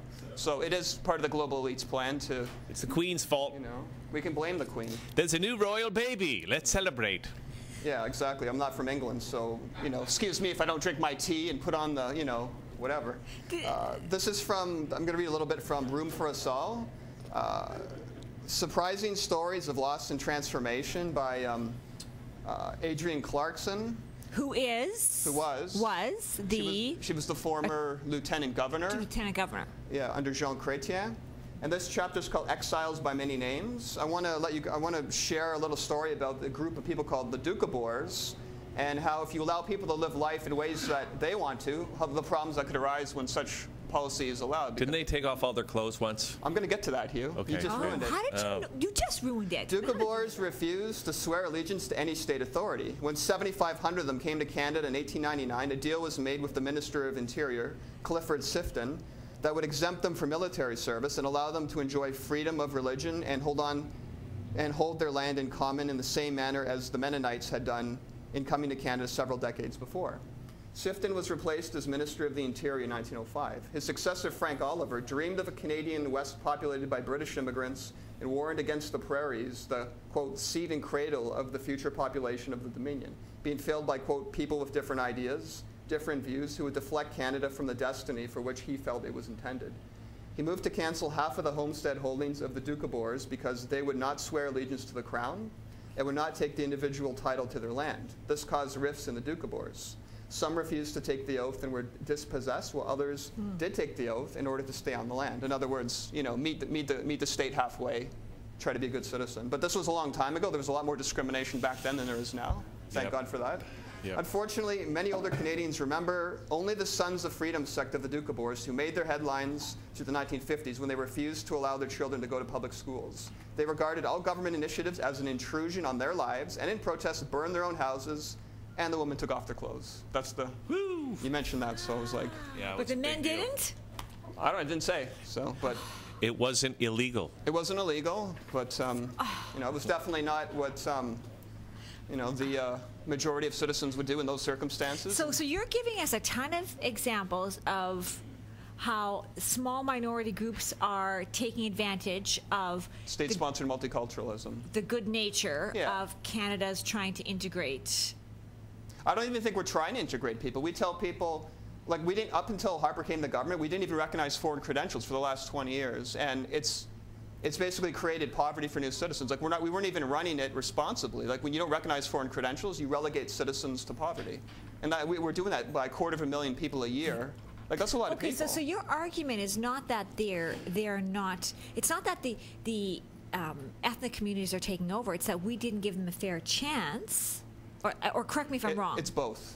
Okay. It's because it's a 50-50. Like, when you go to someone else's country, there's obviously going to be standards, language, cultural norms. Right. You know. But don't you think, I mean, I know you want to read more, but actually it's a really good point, because the reason, if you come here from another country and you're a doctor and you're driving a cab, right? Okay. You are going to stick to something you know. So you actually, by not allowing them to do what they did over there, by not helping to, you know, to foster that, they're actually going to stick together. We're actually promoting that segregation. The ghettoization. Yeah. And we're also making them angry because they feel like someone who's a doctor has a very high degree of knowledge and education. And I'll never knock, you know, cab drivers are great people and they do a fantastic job getting the kids home from the nightclubs and bars after they close. If you're in the medical professional, you want to work in your field. You want to make as much money as possible, especially the kind of money doctors make. You want to have a good life, a family. Yeah. A lot of them aspire to work for these things. So if they did have that, though, Shawn, if they were able to practice and come here and be a doctor, okay, maybe they'd have to upgrade or take a few tests, just whatever. Take a test or two, and then become doctors. We probably wouldn't see the segregation as much, would we? You know what? It would probably fix a lot of the problems because they'd be economically integrated. When you're making the money you want to, generally you're happier. Well, you also are more embracing, you're embracing other cultures because you're now integrating with other cultures too, right? You feel more that the society is more of a welcoming place instead of a society that says, well, we took you under a point system, but we're not going to recognize your credentials. Yeah, and we don't really go work in the grocery store because you're feeling you're contributing. Yeah, absolutely. You're part of the society. Yeah, so there's the solution. And that's what America does. America's got the America makes people part of the next chapter. America believes in debates and controversy, and they turn it into a profit mechanism, either a book, a movie, or you know, whatever. Like they're good at giving people the American dream, and people chase it, achieve it. Not everyone, but the people who do achieve it create wealth for other people. I mean, like Harold and Kumar. You know, or the founders of Intel or Amazon.com or Yahoo. The founders of these corporations created billions of dollars for workers, for investors, so the government can go ahead and tax them. It's not the perfect system, but it's a very good system at economically and socially integrating citizens into America. And it seems to work, for better or for worse, you know. Love it or leave it, they say in the States, right? But wouldn't that be? But isn't that the solution then? Isn't that the solution to the problem? It is, but do you mind if I read from this book a little bit? Go. Okay, cool. Mirror of the Arab World, Lebanon in Conflict by Sandra Mackey in 2008. This book was released. Okay, it says here, this is Identity in Pursuit of a Nation. That's the name of the chapter. Among states that are cohesive nations, Japan embraces a people whose identity developed over many centuries on islands largely isolated from outside influences. European countries took form as nations where populations shared a common ethnicity, language, religion, history, and culture. The United States, a collection of immigrants gathered around a set of commonly respected principles fed by economic opportunity, life, liberty, pursuit of happiness, of course. Today, all of these nations possess a history of at least 2 centuries, some many more. They stand in stark contrast to most Arab states, which are both contrived political creations rooted in short national histories and aged vessels holding centuries of rigid traditions. The resistance to change is universal. No person, no group, no society welcomes interruptions in their comfortable patterns of tradition, perception, and identity served up by a changing social order delivered from the outside by rival societies, alien cultures, competing economies, and advancing technology. Yet some societies, no matter how reluctantly, have proven willing to modify deeply rooted beliefs, values, and practices in order to advance economic growth and political tranquility. In contrast, most societies that are tightly bound to tradition have proved profoundly afraid to modify, alter, or recreate themselves because it is tradition which provides the anchor to which the individual has tied his or her identity for centuries. So that's, so some people are just used to a certain way of life, and no matter what you do or what you say, they're just going to live life that way anyway. And when you pick up the newspaper and you read about citizens of Canada going overseas to fight in wars in Croatia or in Somalia, you kind of shrug your shoulders like, why are they doing this? Well, it's Canada's fault for not giving them cultural capital, not sharing their history with them, not giving them anything to buy into or believe in. So some people will buy into and believe in some other ideology, which could be extremism. It's not going to be that high percentage of citizens. Most people will want to be Canadian, but the question is, how many is it going to take for it to be a problem? Do we have to wait for the subways to blow up by suicide bombers? Because it went on in France, it happened in Spain. And these are things that happen in first world nations with a high degree of police force, high security level, and it still happened anyway. Their own citizens, homemade terrorists. So you're saying this is all Canada's fault? It's not all Canada's fault. It's a 50-50 proposition, but Canada hasn't, like I just talked to a woman yesterday. We kind of dated or whatever, like I ran into this person. And she said, she's been living here for 11 years, and she's eager to go back to China. She doesn't feel, and she's really smart, like she's doing really well. She's not economically destitute. She just wants to go to China and help China because she thinks it's rising to prominence. And I had a debate with her about that. I said, what about the air pollution? What about the riots? What about the lack of democracy? And she acknowledged all these things, but she doesn't feel like Canada's her home, even though she's physically living here. And her daughter's going to a Canadian university. Is her daughter going with her? I think so, yeah. I think her daughter's probably going to go with her because, they love each other a lot. But it's amazing how people can spend so much time here and then still feel allegiance to another country, even if they succeed here economically. Well, I think that goes without saying if you were born somewhere else. And no matter how much you are welcome, embraced here, I think that seems to be... I think being an immigrant is really tough. It's got to be, You know what? Well, I think being an immigrant is really tough, but I think actually being born here is actually tougher. It's becoming tough. It's becoming... I think it's actually tougher. You start wondering if it's better to be an immigrant because all they ever talk about are immigrants, and they almost never talk about Canadians. So it would be nice if there was some real economic opportunity in this country. I think the government has really done a horrible job of managing the country in a way that there's economic opportunity for everybody that's here. I agree with you, Shawn, on one thing, and that is that they have separated. I see so many services and billboards for new immigrants or settlement. And all kinds of policies and all kinds of programs. The fact is there's 1.4 million people unemployed in this whole country, and 620,000 of those unemployed people are here in Ontario. That's 44% of the overall total. So we're bringing in 100,000 people a year, and I see the condos being built all over Toronto. They're replacing the factories. They're replacing industrial land where people work. It's nice to have a place to live, but it's also nice to have a place to work too, right? I mean, I don't know, I just find that like... No, you're right, Shawn. Okay, go. We don't have a lot of time. We've got about just a few minutes, Shawn. Okay. Please. Ethnic enclaves. Remember you said you don't want that happening in the last debate? Exactly. Okay, so... spreading from city into suburbs. Yeah, absolutely. That's what it says. So it says, the Jewish community, for example, took hold of the Bathurst corridor from Lawrence to Centre Street in Thornhill, the Chinese in Scarborough, Markham in Mississauga, Italians in Vaughan, and Indians in Brampton. Greeks on the Danforth, Italians on College Street, Chinese near Elizabeth and Hagman Streets. Like, everyone's formed an enclave. And I'm just going to read a little bit from this. This is 905 Enclaves Becoming Multicentric. This was published Tuesday, March 7, 2013 on page 3 of the news in the Metro paper. It's called Ethnic Enclaves Spread from City into Suburbs. According to Xu Guang Wang, a demographics geographer at Ryerson University, many ethnic enclaves in the 905 have become multicentric, meaning a dominant group has more than one cluster, often surrounding an ethnic mall. An ethnic mall would be like the, it's that mall up in the Don Mills. It's like a Chinese mall. Peanut Plaza? No, it's... Glen Watford? Do you guys know the name of that mall? It's like an Asian mall. Pacific Mall, absolutely. When I used to take mixed martial arts at Sancho Academy, all my sparring partners kept inviting me to Pacific Mall. And when I went there, I felt like I was in China, because I didn't recognize any of the stores. All the signs were in Mandarin or Cantonese. I couldn't read the signs, and their friends stared at me in disbelief that I showed up to the mall. But I thought I was going to a mall, right? I didn't realize it was a mall. So I don't know, I guess it was kind of a culture shock. I've just never been to an ethnic mall, but that's an example of one.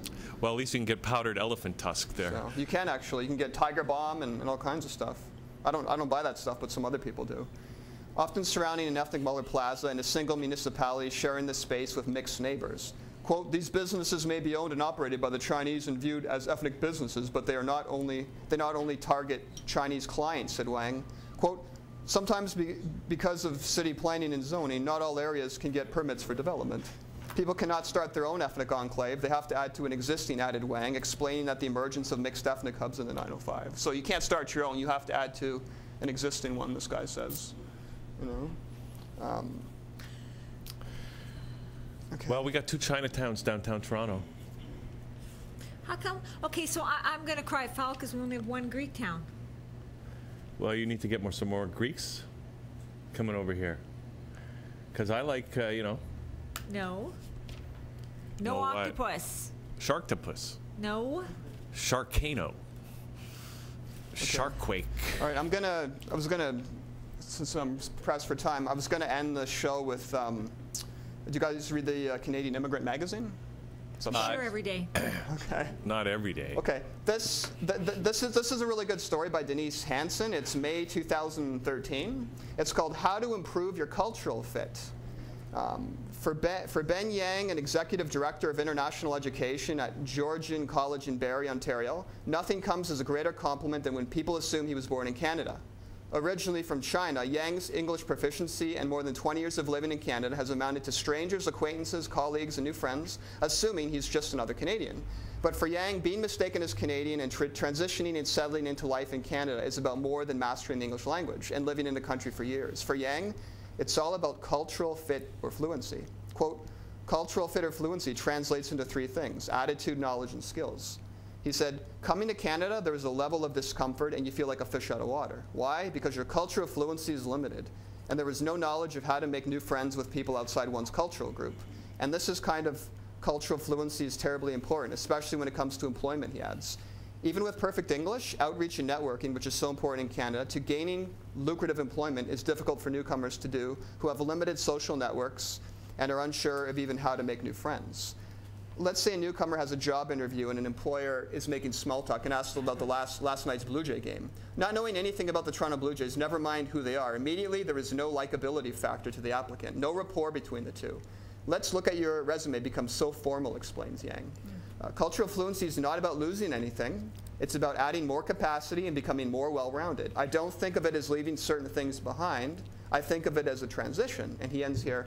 Become more pragmatic, and depending on the setting, try to adapt. Certain behavior patterns will change a little bit. After all, moving to a new country is an adaptation process. Can I see the magazine? Absolutely. I thought that was a nice story to end this series on. You know what, though? Okay, so I mean, even look at the magazine. It's called Canadian Immigrant. Yeah. Is that helping or hurting the cause? If it was called Canadian Citizen or New Canadian Citizen, maybe it would be a better title. How about just being Canadian? That's why we have these debates, Sandra, because we've never had this conversation as a people. Really? That's why we have these debates? I'm hoping so. I hope we're having this debate because of that reason. No, but seriously, I mean, we don't have a magazine. I would think that that's almost biased. Look at the consequences for not having cultural fluency, though. You get enclaves of people. What's cultural fluency? Cultural fluency means everyone speaks the same language, shares the same values, and you're able to go anywhere in the country and able to at least communicate with your fellow citizens. That's not cultural fluency, that's English.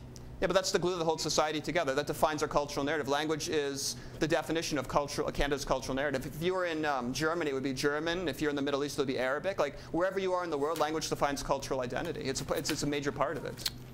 So, linguistics experts have confirmed this. That's why they came up with Esperanto. Is that Spanish It's Toronto? a new language that everybody can learn. And we'll all be one. It's the new Toronto. Okay, Sean. Okay. Sean, thanks for doing this. Thanks, Hugh, for having me on your show. Thanks, Sandra. Is this the end? Of this part, right, Sean? Yeah, there might be one more, but I have to check and see if the research is necessary. See if you can find a book, a magazine called Being Canadian. And I'm not talking Molson. I'm talking Molson. Okay. Okay, we got a video. They could sponsor it, though. They could sponsor a magazine called I Am Canadian. Sorry, I didn't mean to cut you off. That's okay. Sean, we got this video. What's this video that we're going to watch now? It's a cartoon. It's like 5 minutes long. It's a sarcastic presentation about you know, is there such thing as a multicultural identity? And I found it fascinating because it was funny. Like, it had a lot of humor to it. I thought, well, I like to make fun of myself, and these people seem to be making fun of themselves in a, like, cartoons can get away with anything because they're cartoons. Well, I hope we're not getting away with just anything. Well. But anyway, let's watch this, and thank you, Shawn, for doing this. Thank if you. people want to get in touch with you, they can by email, right? Yeah, or they can see the other debates we've done on this, Canada's Broken Mosaic, Part 1 and Part 2. Okay. Shawn, why don't you come up with an action plan? An action plan? Yeah, then Harper can implement it. Okay, so here's the cartoon, and thank you, Shawn. And we're going to come back in a couple minutes with Segun as Liquid Lunch continues. We'll be right back. I guess I'm a communitarian multiculturalist. What's that? Communitarian multiculturalism sees the nation as a collection of separate communities that are capable of sharing power and valuing common citizenship. So it emphasizes the politics of difference. There's also liberal, imperial, and feminist multiculturalism. That's too complicated. I was just wondering how you liked the multicultural policies in Canada. Did you realize that multiculturalism has been seen as a failure? I wouldn't agree. We have the Multiculturalism Act and Intercultural Model in Quebec, multicultural content guaranteed in our CRTC, and equal opportunities in the workplace.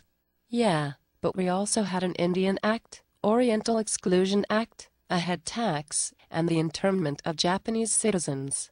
We only want wealthy immigrants, and we need travelers who transit to have visas. But Canada still has cultural diversity.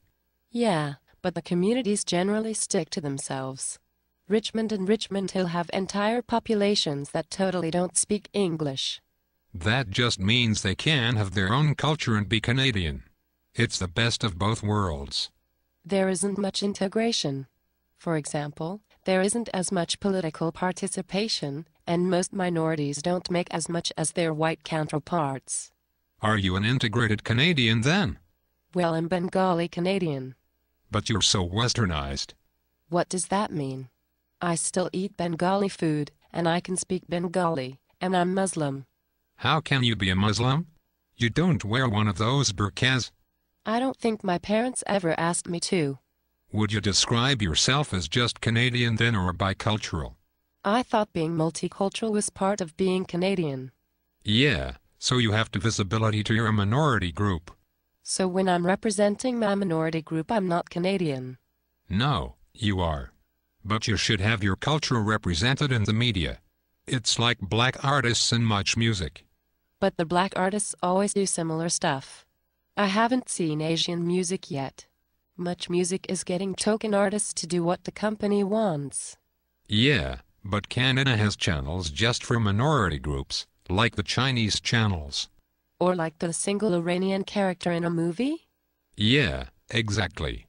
I've seen Latina women playing and Iranians and Chinese play Japanese. But the casting's a lot more culturally sensitive now. And it's not just the media. You see people from other cultures in the workplace too. As in the one Asian secretary in the Multicultural Corporation? It shows how well integrated the workplace is. Just because she looks Chinese doesn't mean she has the culture. So she's adopted Canada's progressive culture. We don't oppress women, we have free speech, and we protect human rights. We're polite and non-confrontational and don't talk about income, politics or religion. That's the problem. Everyone's so PC and non-confrontational. We end up shoving all the inequities under the rug. But if everyone was as tolerant as us, we wouldn't have wars around. That's an ideal. We don't really have an equitable distribution of resources, and minorities don't have much social and political influence. Everyone has the same health care and can run for office. The system's fair. It's just their choice. That's a pluralist perspective. You're bracketing off social and cultural differences. For example, a qualified Chinese woman might want to run for office, but her language skills just don't match up. But that's her problem. She should learn how to communicate to us. Didn't you say we should have the best of both worlds? That should mean an attempt to understand communities like Greek Town, Koreatown, Chinatown, Polish Town. We have those. Now I feel excluded. Why do people come to Canada if they stick to their own groups? Maybe you should go join their groups, and they should be given top managerial positions companies. A lot of professionals aren't able to get licenses to practice in Canada. That's 'cause they're not as qualified. I don't think we're really qualified teachers, but we get great packages abroad to teach English. We're helping make the world more multicultural. Maybe we should actually learn French as our other official language first. Who needs French? No one ever speaks it, except in Quebec.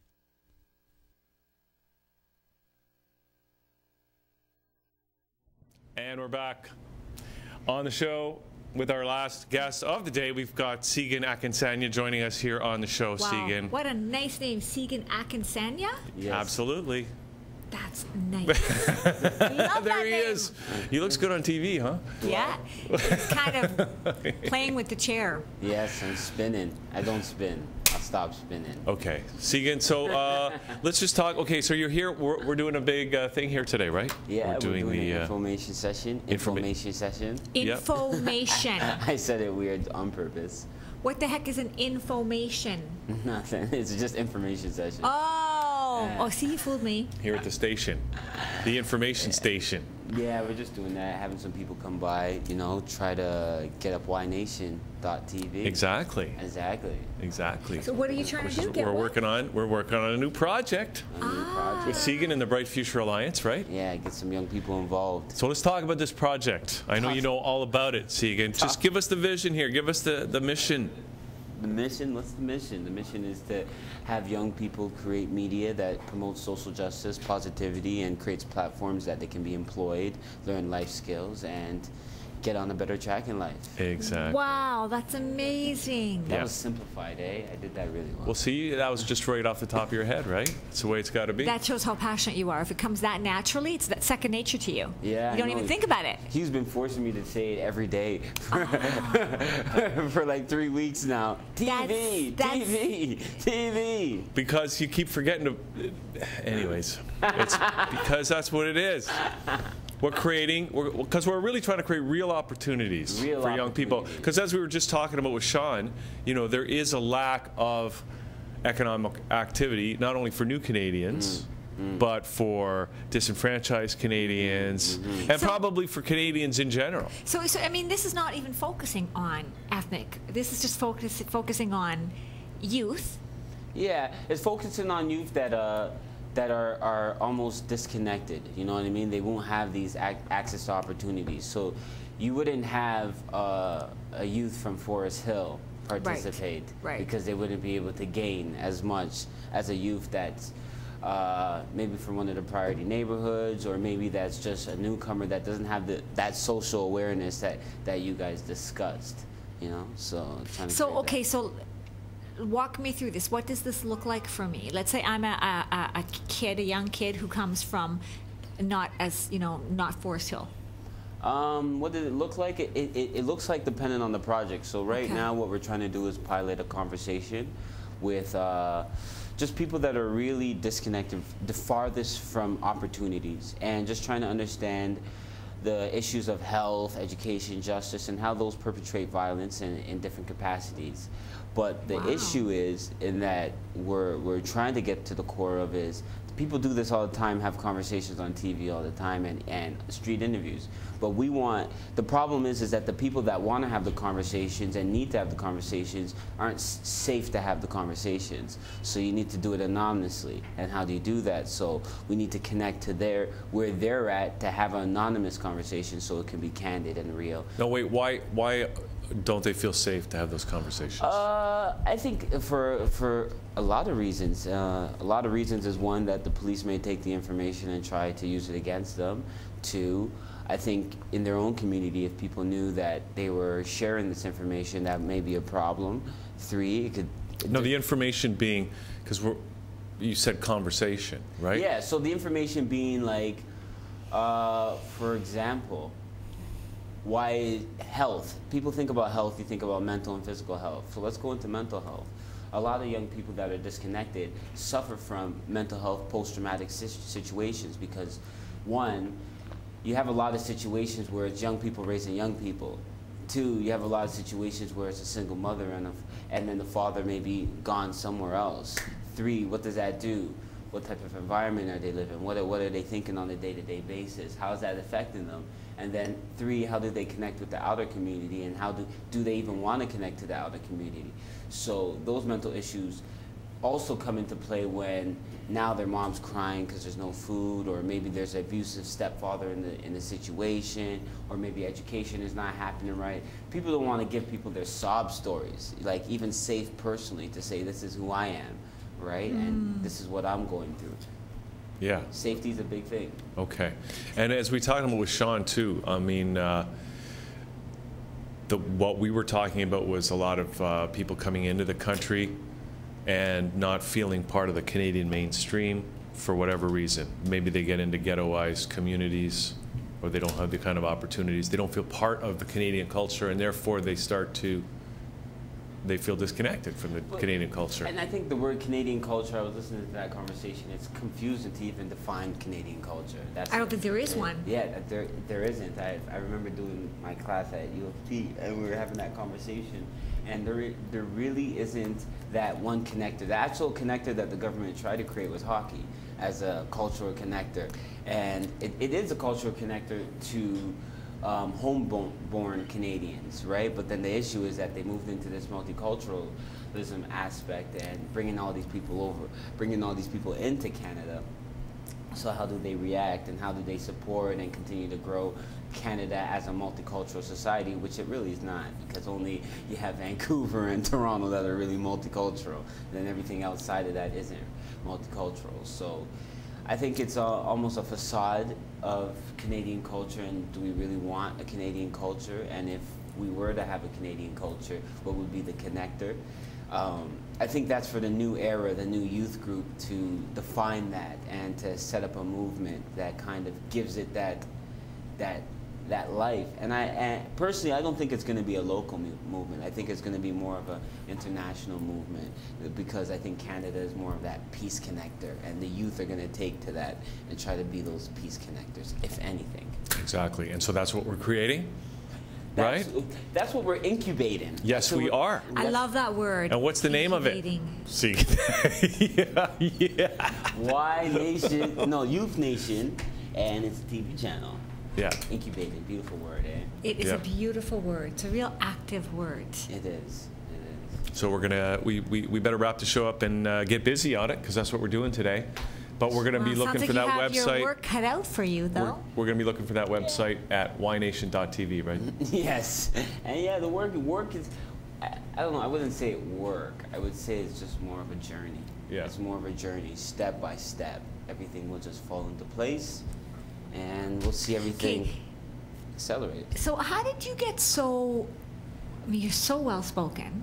Thank you. You're so articulate. Thank you. You're so clear, and you're so passionate. How did you get so wise and passionate and driven?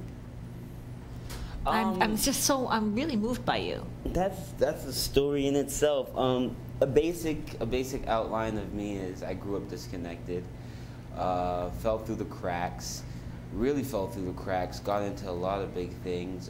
Like bad things? Yeah, okay. I almost died. I got stabbed in my head. Wow. And got into altercation, which unfortunately something happened. I got incarcerated. I did a lot of time incarceration, and then in there I had my epiphany. Decided I wanted to create a youth program. Said I'm going to do that. Wow. Came out, got the funding from the city, from Laidlaw, from. How did you do that? How did you do that? I came out of prison with a 60-page manual of how to do a program for young people. Wow. So I had that, and that I used that as kind of like just to share it, show people I have that. I'm already working on it, and what actually started to happen was. That's an amazing story. Yeah, so what actually started to happen was. Hold on, technical issues. Just stick it in there. It just clips in. Or just hold it when you talk. Got it. Got it? Got it. So. No, okay. So, Okay, so you spent a lot of time incarcerated. Yeah. You came out with a 60-page manual. Yeah, and then how'd you get funded? So if you ever heard of the Remix Project and some different things, I got involved in a lot of programs in the city. I lived out in King City when I first came out, and I did a Muay Thai program out in Richmond Hill, and then we were doing Muay Thai movies, and we moved in. Then we got. What's Muay Thai? Muay Thai is a martial arts. Okay. It's a brutal martial arts. A brutal martial Yeah, arts. it's a more brutal version of martial arts. They use their elbows and stuff like that. Okay. But we didn't do that. The kids were just like learning different Okay. things. Then that springboarded, got 5,000. That turned into a cooking program at Palmer Court, Victoria Park in Eglinton. Got 35. That turned into another program. Wow. And then the city jumped on, did a little documentary. Then we did celebrity panels. I did a lot of school workshops. No Dragon's Den on there, right? No. We were just connecting to local artists and just getting the young people to connect to listen to their story and feel connected to that process. I burnt out in 2011. I had to stop. Got a job at a legal clinic. I work in the courts now, and I create community programs. I still had some funding left. I said, I came out, connected to my different people, met Hugh, told him what I was still planning. I brought together a world of my resources, people that I knew, to kind of get some ideas and feel off it. Then Hugh was like, let's do a television show. I was reluctant because media, I get angry at it because of all the people I know that are in media. But that's how you transform it. Exactly, right? So I gave in. I said, yeah, let's do it. It's been a hell of a ride since then, and now we're just... Sounds like your whole life has been a hell of a ride, actually. Wow, you are so inspirational. I'm so glad you shared this, because for all those people who are afraid to come forward, with what you just shared, you've probably eased a lot of people and made them feel a lot more comfortable about speaking about their story. Hey, that's a blessing in itself. Wow, that's amazing. And you're in school too. You said you're in university, or you went to university? Yeah, I'm at U of T right now studying human geography, and I'm going to probably go into some visual media. Wow, Hugh's influence? Yes, Hugh's influence. Wow, how amazing. That just sounds like an amazing project. Good job. Thank you. Wow. And in the meantime, what's the website for Bright Future Alliance? It's brightfuturealliance.com, but don't go there because I locked everybody off. Oh, okay. All right. Just for now. Yeah, because it's just transforming stage, right? You know, we want to really. This is where we want to transform it. Yeah. Okay. Wow, Great. Awesome. Segun, job. thanks for coming on the show. Such an honor to meet you. Thank you. What a wonderful young man. Okay, so let's wrap it up. Wow, that's the youth. Wow, that just makes me feel so good about this country. Exactly. Wow. The address for the Generation Y. Oh yeah, why? Ynation.tv. Ynation.tv. It ain't up yet. It's my job. That's his job. He said it clearly. So maybe it should be called procrastination. Not why. Well, you're getting good at the comedy stuff there, Sandra. You're like a regular comedian. Okay, I got a video here. That's it for the show, by the way. Awesome right? show. Awesome. We got some video though of apparently there's a UFO has been seen refueling by the sun. We've got video. I think they're going to fund the Y Nation. Well, let's hope so, because that's what we need. Okay, here it is. And we'll see you next time here on ThatChannel.com.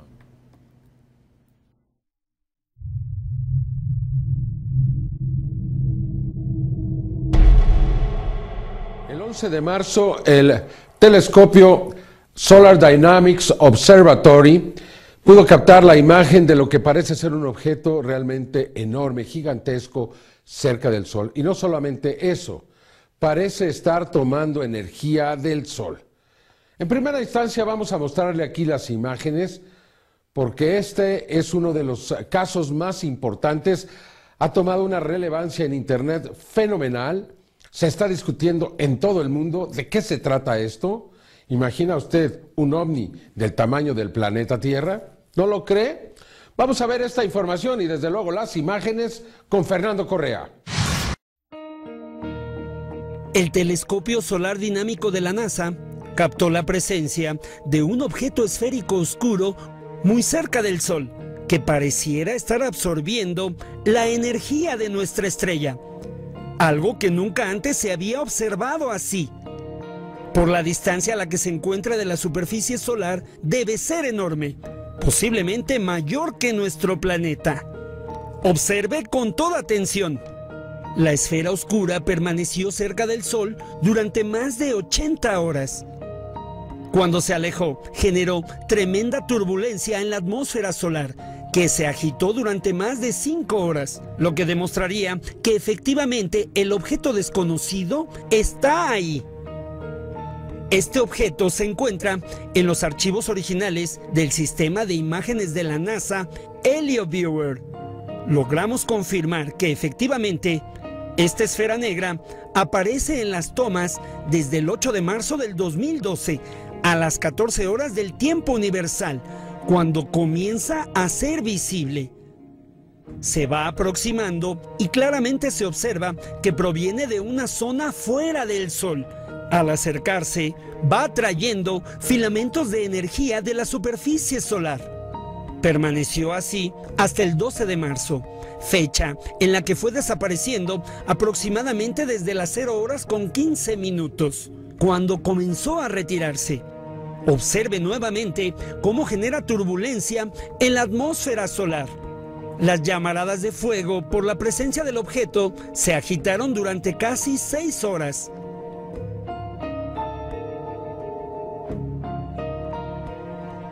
Los controladores del telescopio espacial quedaron desconcertados, intentando explicar este acontecimiento nunca antes registrado. No existen antecedentes de algo igual. No hay registros de algún objeto extraño que pareciera estar absorbiendo la energía del Sol. El telescopio solar dinámico con el que fue captado este video es el último telescopio espacial solar que lanzó la NASA el 11 de febrero del 2010. La primera imagen que captó del Sol se obtuvo en abril de 2010 y desde entonces el SDO, en órbita alrededor del Sol, observa permanentemente a nuestra estrella. Durante casi 2 años de observaciones ininterrumpidas, nunca antes el telescopio solar dinámico había registrado algo como esto. Los científicos solares de la NASA han intentado explicar este acontecimiento como un fenómeno natural, como un hueco en la corona solar. Una posibilidad que debe ser investigada profundamente, por lo que esta investigación continuará.